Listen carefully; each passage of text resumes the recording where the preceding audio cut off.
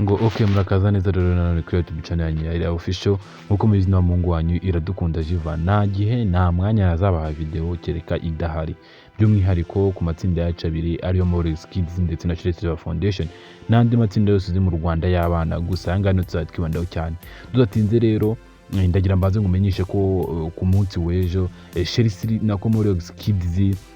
bakoze performance ikomeye cyane hariya mu gihugu cya Armenia nyuma yuko byabanjirijwe no gupostinga videos nyinshi zo kuri TikTok bari kwiyogoshesha cyangwa se bari gukorwaho n'abazungurika twarabibonye cyane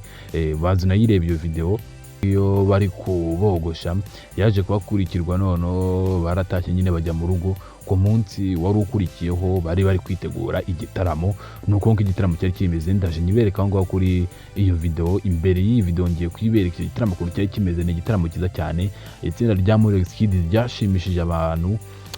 dore ko aho hantu bari hari abafana barenga 2,000 urumva ko bari abantu benshi cyane baje kureba abantu bana bacu ba Morex Kids ndetse n'uwo muhanzi muri kureba aho ngaho imbere yanyu ndabakunda cyane rero kugenda ko subscribe ubanze rebe ayo ma video ari kugenda cicikana y'ibyo Morex Kids iri gukorera mu gihugu cya Armenia ari naho hava bya bindi bitangwa ni Visit Rwanda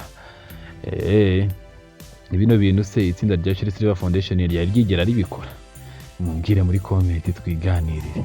ndabakunda cyane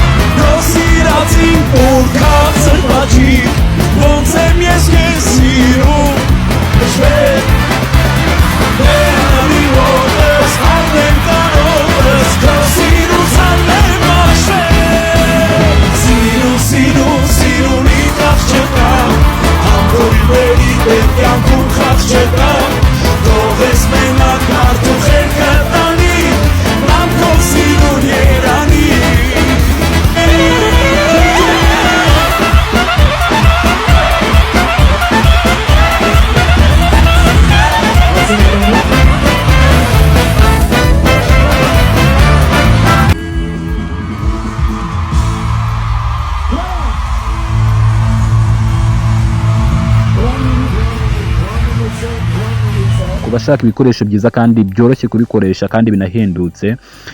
haba ibyo mu muryango nyine cyangwa se ko content creator haba ibyo mu ngendo nk'amashakoshi muri kureba aho imbere y'abagore iby'abagabo kogosha tondezi n'izindi mashini haba microphone by'umwihariko nyine ibikoresho byinshi cyane wamagara kuri nimero kureba aho twabikugezaho